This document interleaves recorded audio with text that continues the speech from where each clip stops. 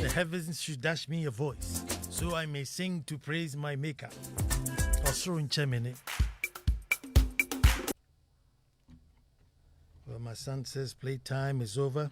So while we're looking for our bed, we want to say good evening to you too, Dr. Cynthia Thego. Good evening to you, one and only Sister Ariel Entry.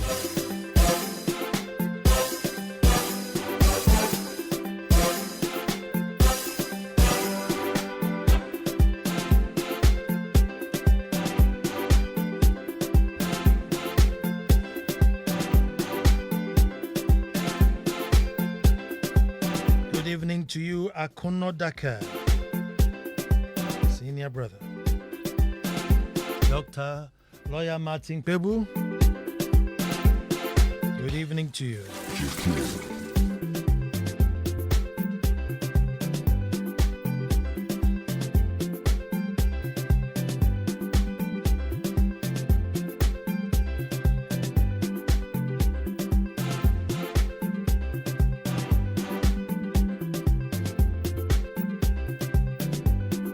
Folks, we start the way we start.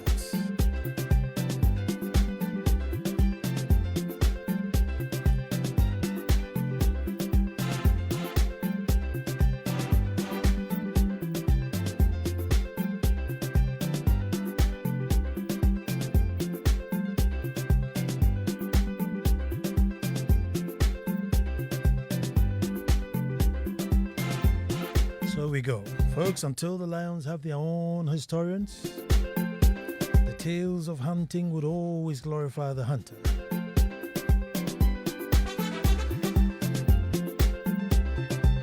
You know, I'll say that again.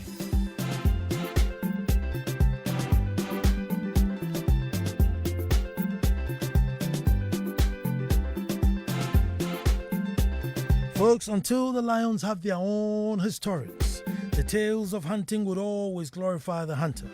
Hello and welcome to the most opinionated hour on radio and the nation's thought-provoking hour. I am Nana Ansah Kwao, the fourth, Chief of the Little Republic of Akwemu Edumasan, home of Kokonte, the Republic of Kokonte. And I say, thank God it's Monday, another, well, our favorite Ghana month. Folks, rituals will be purely Ghanaian, in-depth, and maybe even uncomfortable. But welcome to the ritual I call That's My Opinion. And it's only on Joy 99.7 FM every Monday at this time. Make it a point to tune in. And our topic today, folks, what's the divine purpose for Ghana?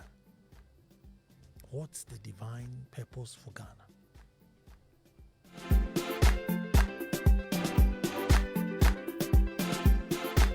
At this point, I'll say, let us all gather and make truth good. This is a question maybe for the National House of Chiefs, Council of States, Ministry of Education, the clergy, imams, should be probably locked up in a room and asked, what's the divine purpose for Ghana? They should be locked in a room and asked the question, what's the divine purpose for Ghana? Folks, to me, this is one of the most difficult questions to answer and equally hard to find. That you come to this world, you're filled with talent and you're filled with abilities, but when they ask you, what was your purpose of coming to this world? That's an equally hard question to find. What's the purpose of us here in Ghana? What was the reason for our ancestors choosing to settle here? Folks, if we don't answer these questions, how then do we fulfill our purpose? We have many abilities, many characters, many strengths, many energies, but if we don't find out, how do we fulfill the purpose? Folks, we run the risk of just passing through without making any significant impact. And that too is a tragedy that has serious repercussions. And all too often is those you leave behind that come and pay the heavy price. And sadly, folks, it seems to be the story where every generation feels that the one before them dealt them a really, really hard blow. Because so they leave a very bad precedent. The ones who come after also inherit, leave even a worse precedent, and then it just keeps going and going and going. And so sometimes when we sit and you analyze your current situation and you look at the trend where everybody leaves the state in a much worse state than they find it, you have to say, where are we going then if the trend continues? Unfortunately, folks, I may not have the right answers to this one. I may not have even any strong opinions to this one. But I know one thing is for certain, that as a people, we are here for a purpose. And we can't fulfill the whole. Nobody has been able to fulfill the whole, but certainly a part of the whole. The question again is, which part of the whole are we here to fulfill, to make an impact, to become leaders of, to become champions of, to become ones that we are quoted, referred to? We rule that part. Which one is it? So that if you go the world all over and you mention that thing, they would say, go to Ghana. What? Because Ghana. That's how they waited. Ghana for there. What are our natural strengths and great advantages as a country? Folks, it's certainly not to mimic others. Even though it seems to be becoming our trend now to mimic others and turn around and become hypocrites and always surprise at things that we know are coming to hit us. And when they hit us, we can really act surprised as though you knew that. Certainly not to mimic others. Folks, which seems to be our contribution to the world currently. Siatra. We have developed the craft of copying others. Even though copying is not necessarily a bad thing, folks. It's just that we seem to forget to copy the best practices. And we just copy blindly and bring to our own detriments. Folks, surely our divine purpose here is not to go around begging and come up and end up living like kings with the things that we went to beg for. Folks, if we were intended to beg, I'm sure we wouldn't have been given so much. Folks, if ours were to beg, I'm sure our forebears wouldn't have settled here. They would have just been happy somewhere on the desert and just chill. Let's just hang around here and beg. But I'm sure because they wanted to be on their own, work, and earn their own keep and pride, they chose this path. I'm sure. I am sure. So, folks, in the possession of limitless peace and resources, our divine purpose is not to be at the mercy of countries who have even fewer than us. We're speaking in 2024. We've been here for centuries. We've been here for centuries. And I'm saying, in the possession of limitless peace and resources, our divine purpose of being here is not to be at the mercy of countries who have far fewer than us in terms of everything. Culture, peace, resources, name it. Folks, we are inherently religious. But it's our purpose to neglect the environment we live in for the sake of religion?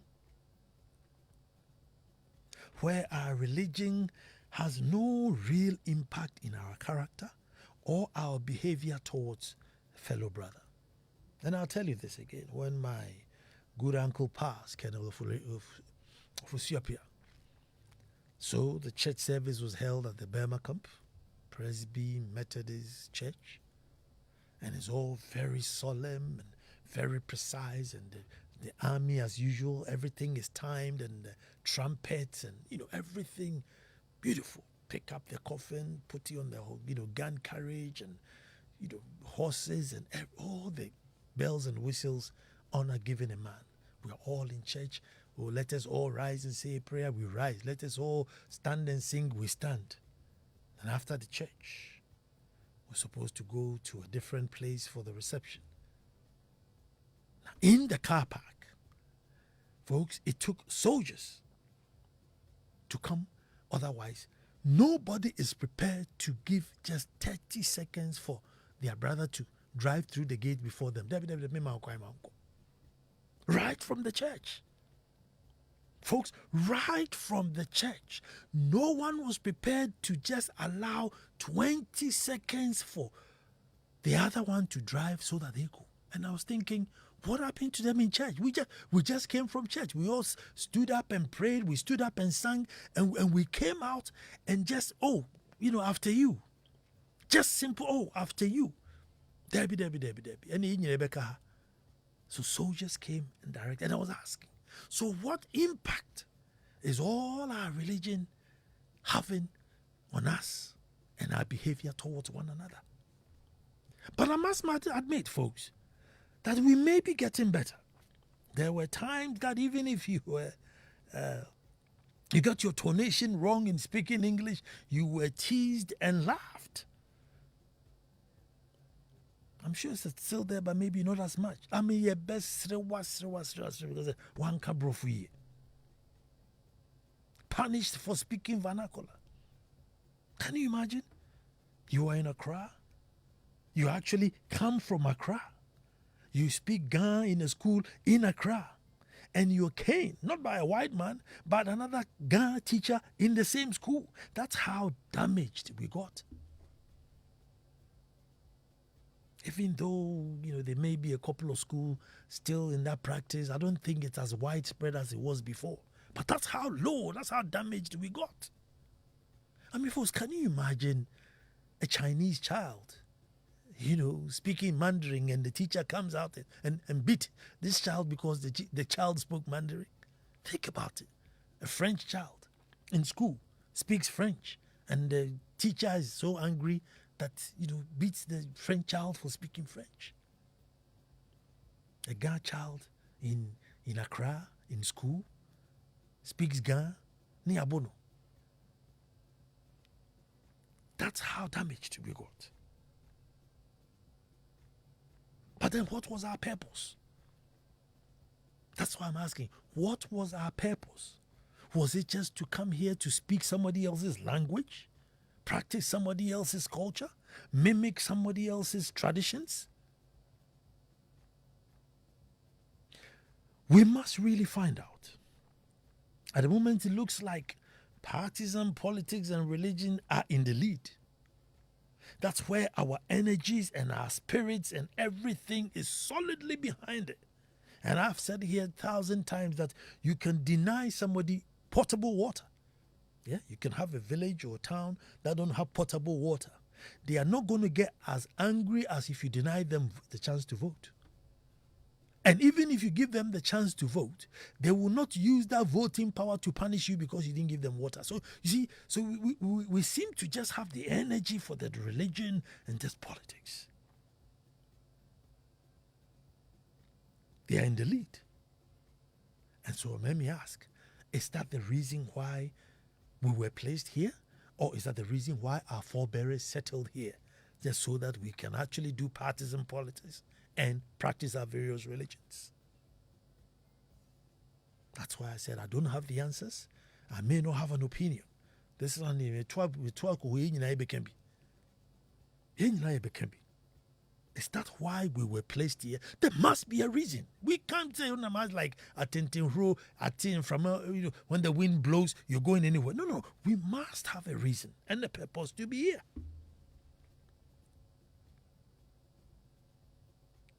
Folks, many years ago, our forebears escaping Mali, Ghana Empire, came down to the land and settled, creating many states.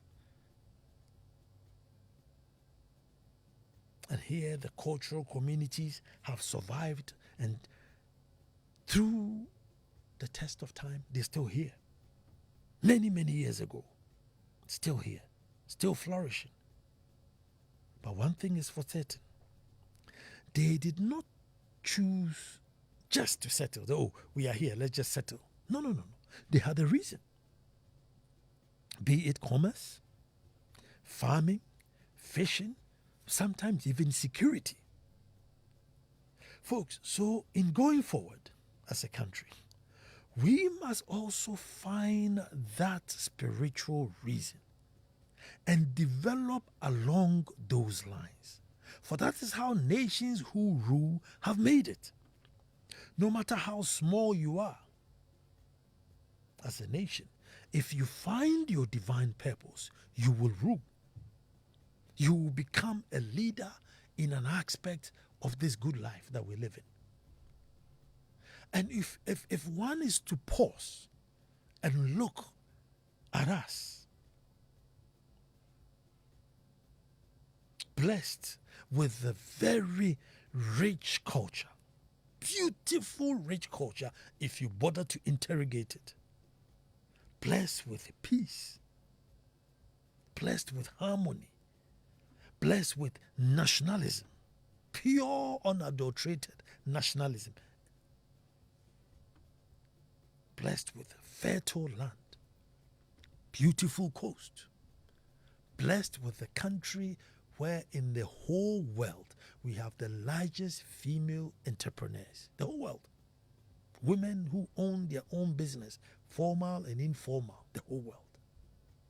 So there is something here. But what we haven't done is to sit down, look at all these opportunities, pick 1, 2, 3, or 5 and say, this is what we are going to capitalize on. Let us feed the world.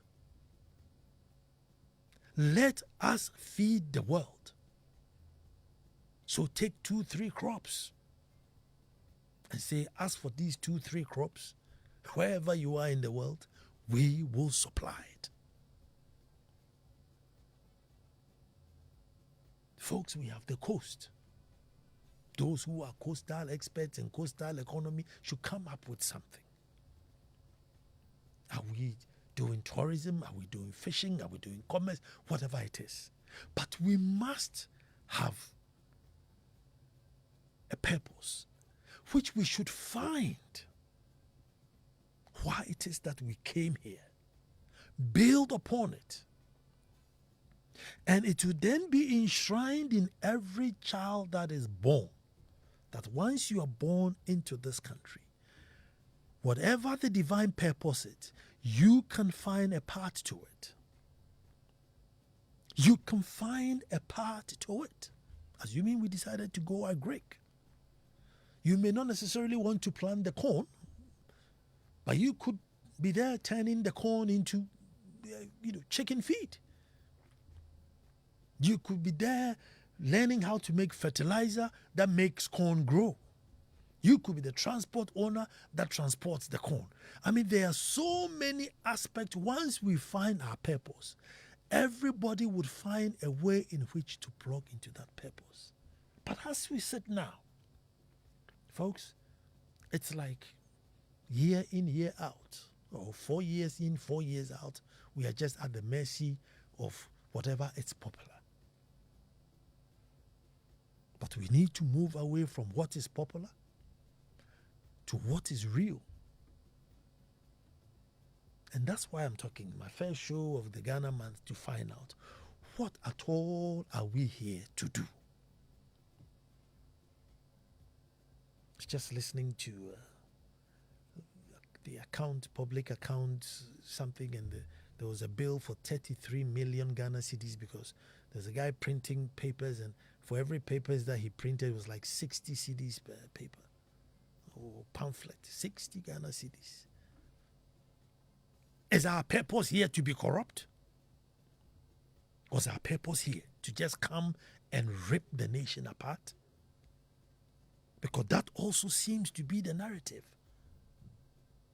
That also seems to be the narrative. Where we have become so corrupt that we think is normal. Is our purpose to just die on the roads? Because that is also normal. It's so normal that we don't, even if 300 people die, we don't even declare day of mourning because the next week more are going to die too, And yes, I will declare the whole year of mourning. And it's now normal. Folks, in this Ghana month, we plead those who have the green pen, who sign, those who are in authority, to think, and pause, and think. Find the purpose. Let us all glue into it. Become authorities. Become leaders. Become respected among the nations of men. And particularly ours. I think the honors on ours is so high because of the advantages, the positioning and everything. And the responsibility is actually double on us than any other country. The forebearers settled right at the center of the earth. And we sit here and beg for anything that we can beg for. Somebody plants tomatoes and brings it. Somebody plants onion and brings it. And drives on the very land that you could have, planted the onions on, not onions and abba. What is our purpose here?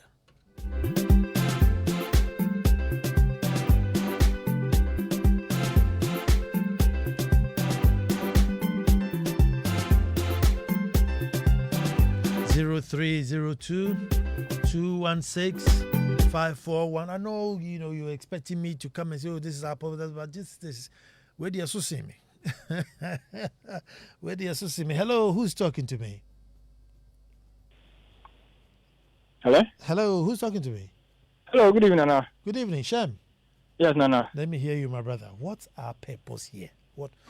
Ghana for?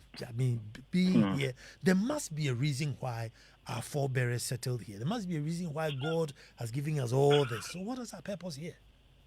Nana, our purpose here on earth is not by coincidence. Ghana is strategically placed in the center of the world. The meridian, the Greenwich meridian, passes through Tema. Therefore, it makes us very, very, very unique. Now, this is what I want every Ghanaian to do. We need to be able to discover ourselves. Yes, let's say I would like to take it from 32 years. Political parties and the political landscape has not helped us in achieving this goal. But this is something we should do for ourselves. Now, every Ghanaian should start seeing himself as a proud Ghanaian, not based on the fact that people have not done certain things for you to benefit from. But this place that we are used to be called Gold Coast. Gold Coast. It only goes to tell us of how much value we are supposed to place on ourselves. It is not just by sheer coincidence or just being feeling as if, oh, I'm different or I'm this, but we are blessed. Look, everybody needs to do a certain thing for him or herself. There's something about us we don't know.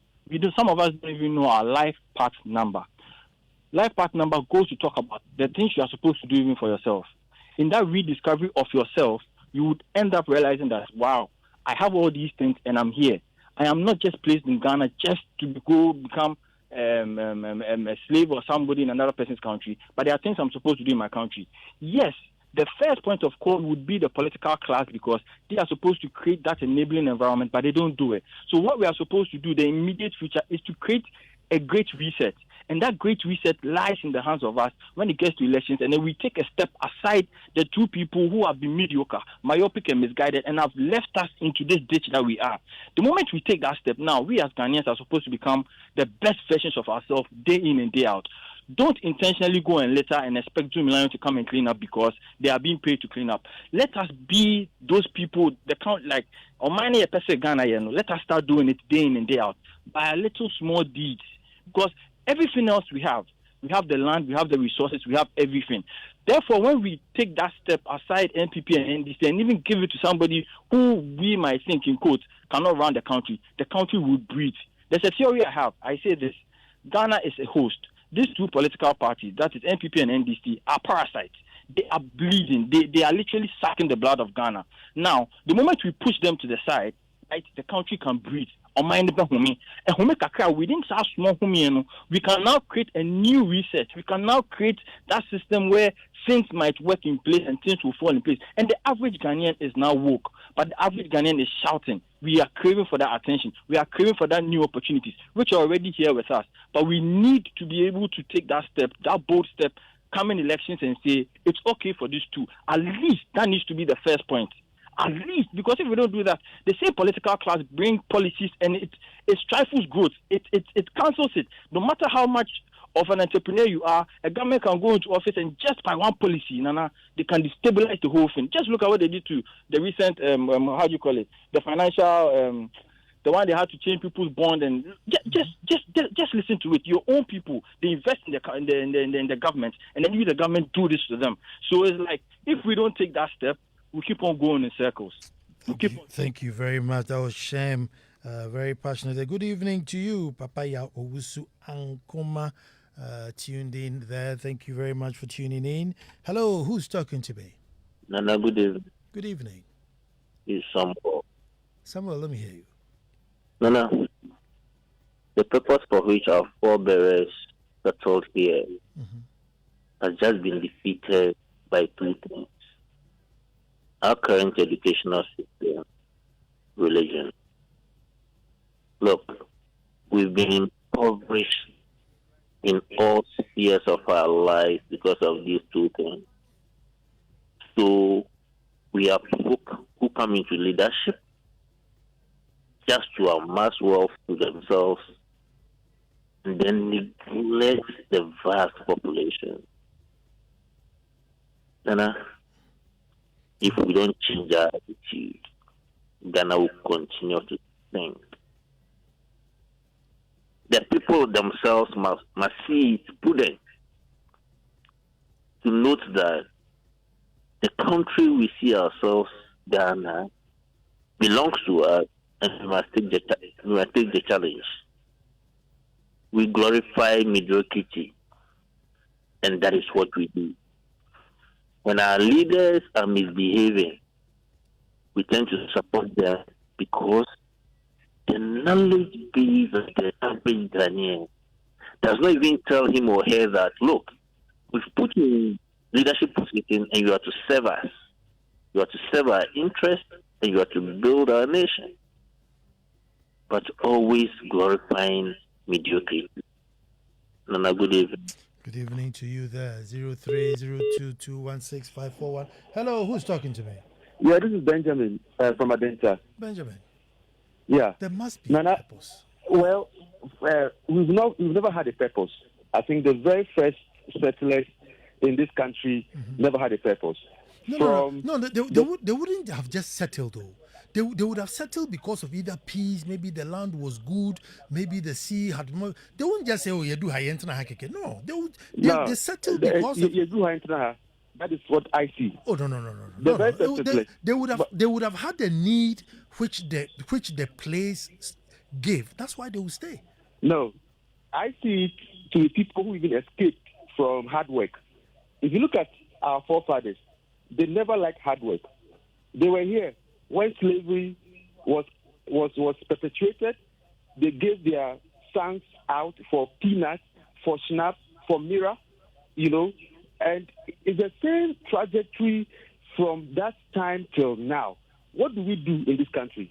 We can't even produce toothpick, right? We import everything. So I've been telling people, what is the purpose, not just Ghanaians, of the black man on earth? Because if you look at great inventions, I don't mean those who live in America and also inventors. I'm talking about those black people in Africa. Look at all the great inventions. Where are we? If had not been the foreigners, the expats, the Westerners, can we be driving cars? Even today, electric vehicles. What are we doing? What is our contribution to the world? I mean, it's just We we build the pyramids. Yes. We build the pyramids. Oh, Nana. I mean, come on. We only live on past glories. You'll be told the evolution theory that the first humans to, emerge from the whatever were blacks. That's all that we glorify ourselves in, past glories. No, we are talking about today. What is our contribution as black people? Only consuming things to the extent that you passed a bill. I'm against that anti-gay bill anyway. But why must people tell you what to do? I mean, it doesn't make any sense. We are just consumers. Our president spends so much time abroad than Ghana. Do you know that? He's always traveling. Is it a president for the world? So I don't understand. We are just consumers. We do virtually nothing. Even Christianity, we are consuming somebody's religion. So we are worshiping the God of Israel, not even the God of Africa. So we are just laid back, very lazy. So I'll tell you who we are. We are very lazy people, all right? Our attitudes, very bad. We are just hoping to be rich, to consume without any hard work. That is who we are. So if anybody tells you that it's our leaders, is this fine? Yes, of course. From the people comes the leaders. And I'm the one who always say that leadership is cause, everything else is effect. But who are the leaders from? Our leaders, even when they steal our money, where do they go to invest the money? Abroad. Everything abroad. And we consume everything. You were told we are going to move from to a production economy. Are we a production economy? Look at the vast land we have. Driving from Accra to your village, where you are the chief. Driving from Accra to the north. Look at the vast land. We can't even do agric, where food will be so cheap here. We can't even do poultry. Look at how much our poultry costs. So who are we? We are just consumers. And I don't see the relevance of the black man on earth. Excuse my language, but that's the sad reality as we speak today. Thank you very much. But you see, I think that brings to the whole show. That if we don't find our purpose, then this is how dejected we would be. You see, if we don't find our purpose, this is how dejected we would be. As for slavery, slavery went around everywhere in the world. There was slavery. We may have had the bitter side of the slavery stick, but at one point in time, it was like a norm. So slavery is not like some Adebi and it was only exclusive to us. No, there was a time where slavery was norm. You can keep slaves. So, somebody who comes today, I bought these slaves. I mean, it was legal. So you don't blame our forebearers for that. Hello, who's talking to me? Hello, Nana. This is Kwabena from the United States. Kwabena, let me hear you because I'm trying to find our Nana, purpose. I listened to your commentary, I believe, on the previous caller, and you're right. Slavery was bequeathed to us before independence, when our forefathers migrated to parts of Ghana and the greater part of West Africa. They might have had their own purpose, and the colonizers also came, and then they also shaped our purpose, right? And then when we attained independence too, we had a different purpose for attaining independence. This time, our purpose has changed.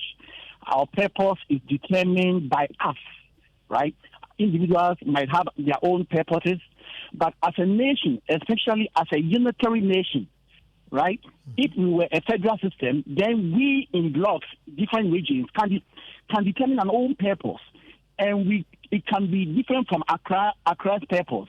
At this time, Ghana's purpose is shaped by Ghanaians, and is the embodiment of the vision of the person we elect to the Jubilee House.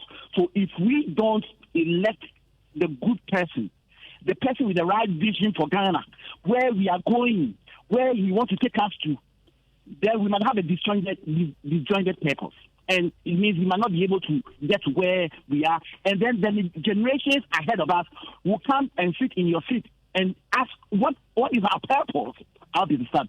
So in 2024, Ghanaians will have to make a very good decision. Let me make the last point, Nana, and I disagree with you about the language purpose.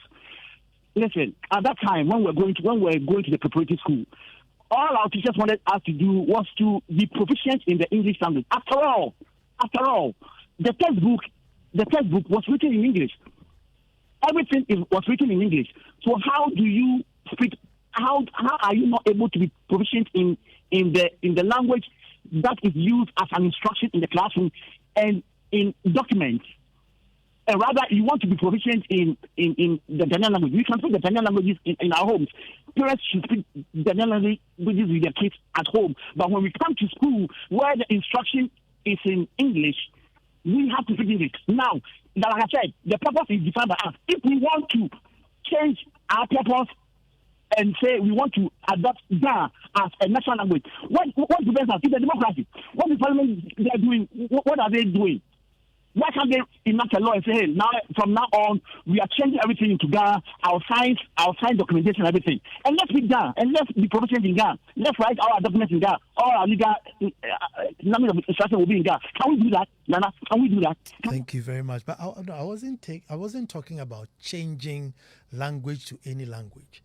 Yes, English is the medium of instruction, but the fact that at lunchtime I speak everywhere with my friend at lunchtime doesn't mean you beat me. When I come to class, I would speak English in the exercise book, and we shouldn't be too paranoid about getting English right or wrong. Anyway, hello, who's talking to me? Nana, good evening once again. Good evening. Please come over. Let me hear you. I vehemently disagree with the last but one and then the last caller on these two very key issues. That the last but one caller is telling us that our forebearers had no purpose for getting here. No, that can never be the key. No. They had a purpose. They had a purpose. It just happened that during the colonial era, certain things happened, and leadership at that time forced us till now. When you go to the West, who are the people who developed the West? Was it not those who were sent there? Mm-hmm. Professor Alote, today his name is being mentioned. And let's give others who have been in the diaspora and worked for those people. Are they not the blacks? Didn't their generation come from this land? So what is he talking about? Then the last caller just disagreed with you on why we were beaten using our language. Look, our current educational system has gotten us where we are today.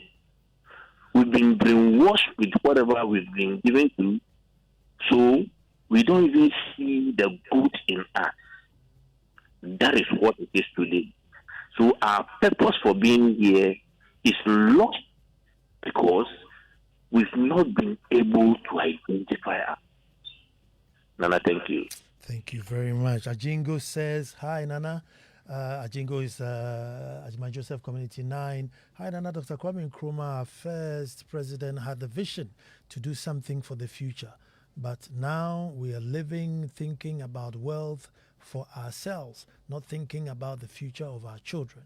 And that's Ajman Joseph, Ajingo man.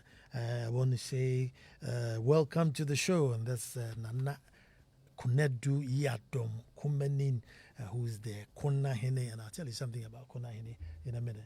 Oh, here you go. So, Nana, have you ever found a tree flourishing with its roots hanging in the air? A rootless nation like ours will have a hard time becoming all that you wish for us. The West wants us that way. The politicians keep us that way. And we as a people are more than happy to remain rootless in the name of religion and modernity. We are not angry enough. Lord have mercy. Udote ni udote.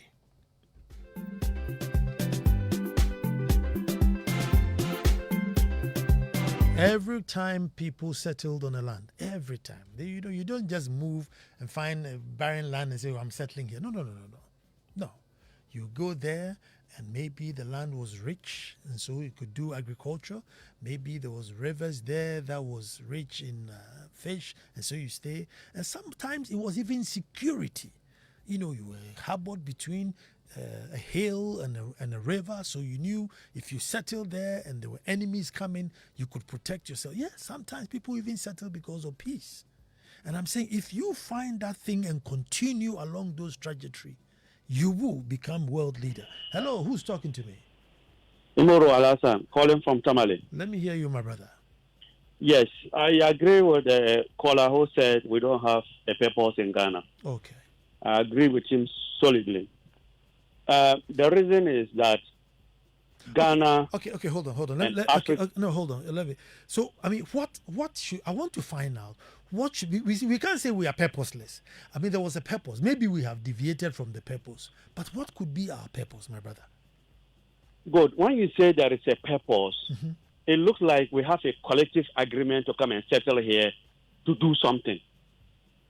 But that is not the case. Everybody came from somewhere for a reason, either being hunted, chased by somebody.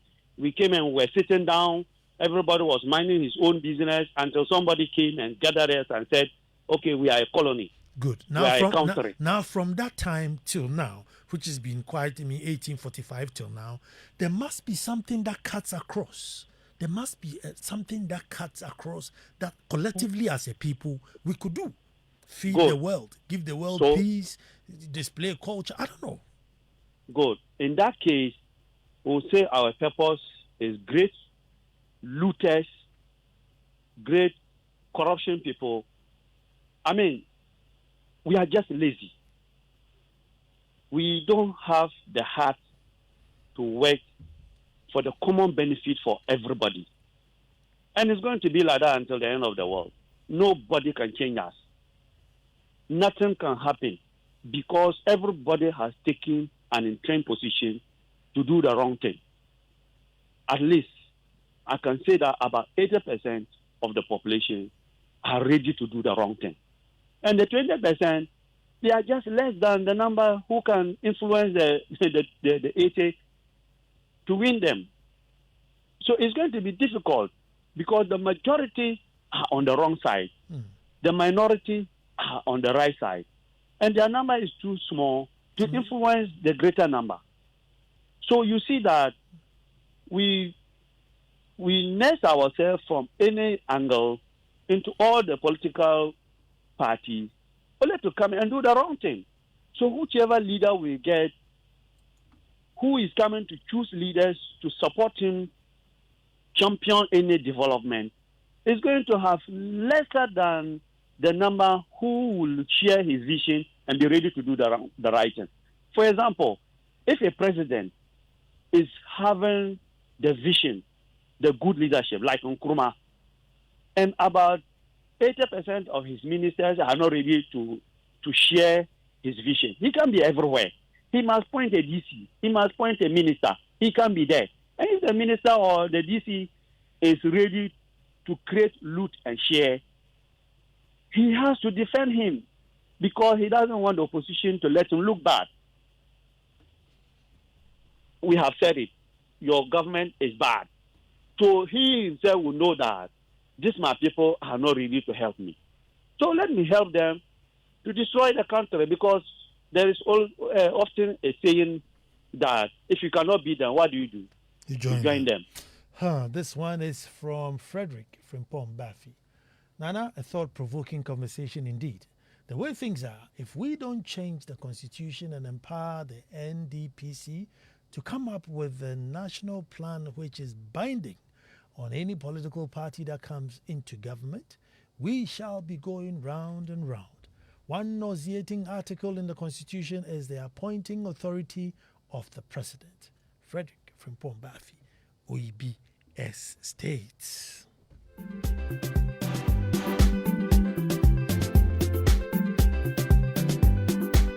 That's why I'm saying that, this is one of the things where we need the National House of Chiefs, the clergy, Ministry of Education, because they will have to change the curriculum to shape our minds to fulfill this purpose and lock them up.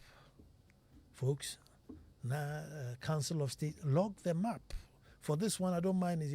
From Kotu Peninsula, they can go and stay at the peninsula. As for this one, we'll pay. Peninsula, 6 months. 6 months at the cost of the state. And when they come out from there, they should come and tell us that the purpose of Ghana is to feed the world with tubers or feed the world with grains, or the purpose of Ghana is to even educate. Educate. educate the world. Maybe that's our purpose. I don't know.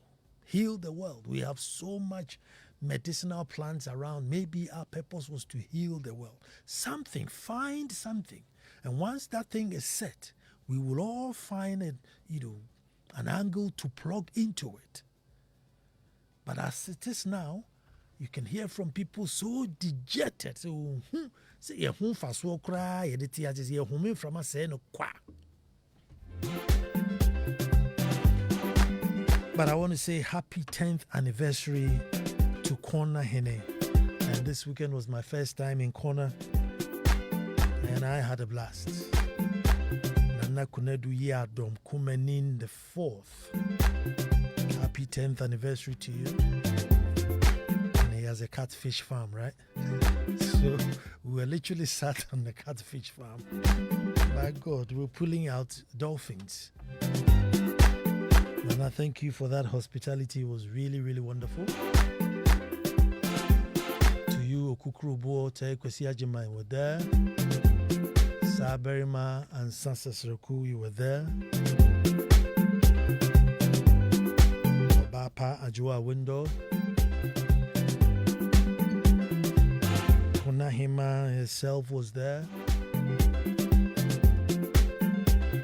Such a beautiful gathering. Again, that's some of our purpose. Integrate, with different cultures should be one of our purposes. Me, I am Ansah Kwao, the 4th Chief of the Little Republic of Akwamu Dumasan. Next Monday, God willing, we're going to be back to do this all over again. And this Saturday marks the 60th anniversary of Nana Afra-Kuma II, Akwamu Hima, 60 years on the throne. She's come on the throne when she was 18. 60 years on the throne. Okai Bibia from that day to now. True role of an alpha female, Nana Afra-Kuma II. Happy 60th anniversary.